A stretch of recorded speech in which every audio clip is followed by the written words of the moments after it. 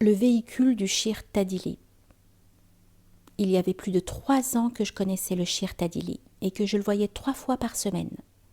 Lorsque les 3 fuqara les plus anciens qui m'avaient apporté la fameuse lettre revinrent me voir.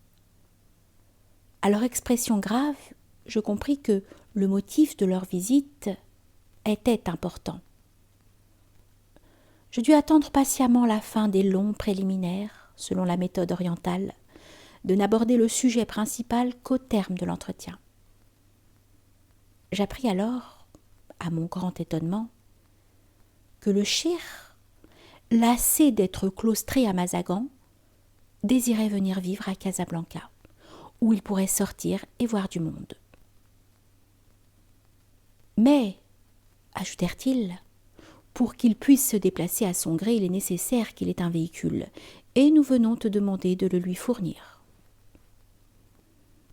En entendant ces derniers mots, je ne pus retenir mon indignation.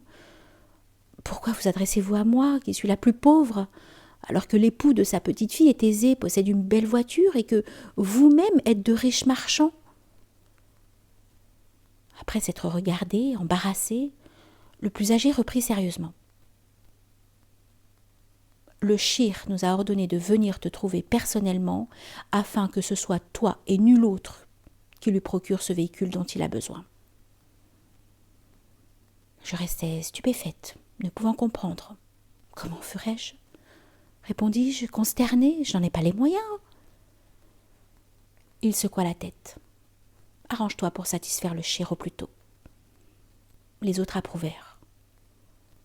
Je restais confuse, ne sachant que dire et penser, quand une idée m'apparut, la seule possible dans mon extrême désarroi.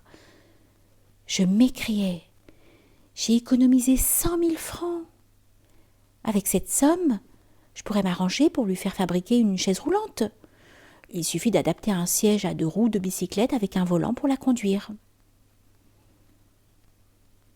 J'étais absolument convaincue de ce que je disais et n'envisageais pas un seul instant, tant mon trouble était grand, combien cette solution qui m'apparaissait facile était absurde.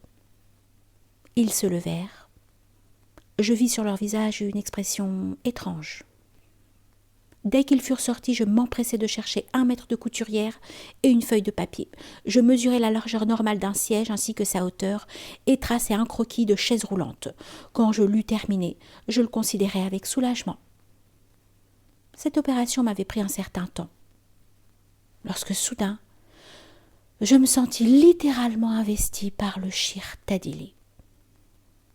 Il se coulait en moi, comme si mon corps était le siège, le véhicule qu'il m'avait demandé de lui offrir.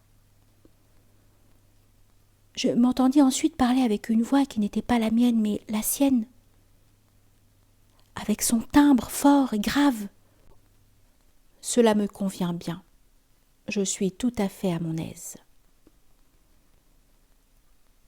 À ce moment, quelque chose réagit en moi vivement. Je protestais, ayant le sentiment d'être dépossédée. Mais non, c'est pas toi qui es là, c'est moi. Ce corps est le mien.